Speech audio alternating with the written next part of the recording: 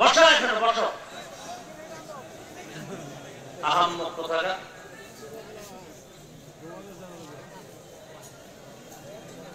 যাদের বসার অভ্যাস দুর্বল, দীর্ঘ টাইম বসতে পারে না, তারা আপনারা এখানে ঢুকছেন কেন?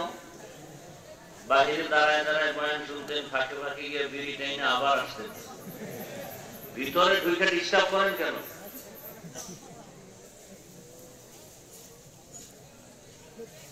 আল্লাহ মাহফিল কবুল করেন, আল্লাহ মাদ্রাসা কবুল করেন, আল্লাহ এলাকাবাসীকে কবুল করেন, কবরওয়ালাদেরকে আল্লাহ জান্নাত দান করেন।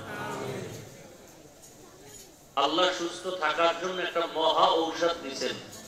কত টাকার বিনিময়?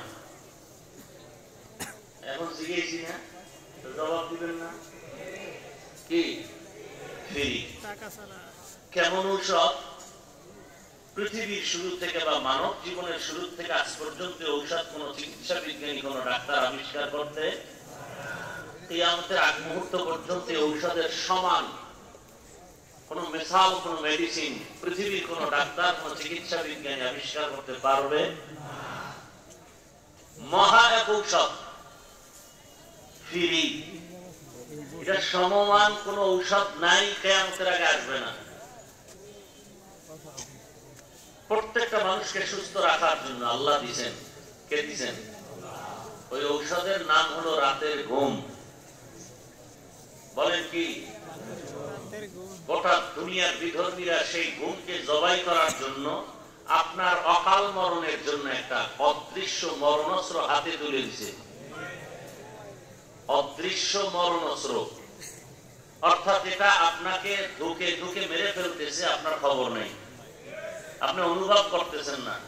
আপনি মনে করতেছেন মোবাইল আপনার মায়ের থেকে খুব ভালো, আপনার বাবার থেকে মোবাইল আপনার কাছে খুব দামি, কিন্তু এই মোবাইল আপনার ইহকাল পরকাল, জীবন, যৌবন, মান সম্মান সব ধ্বংস করে ফেলতেছে, আপনার খবর নাই। আমি কি ব্যাটিক বলতেছি?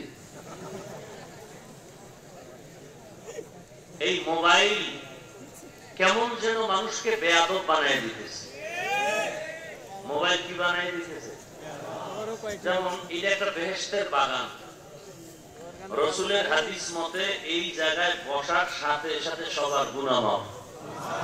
সুবহানাল্লাহ। কত বড় দামি ব্যান্ডেল!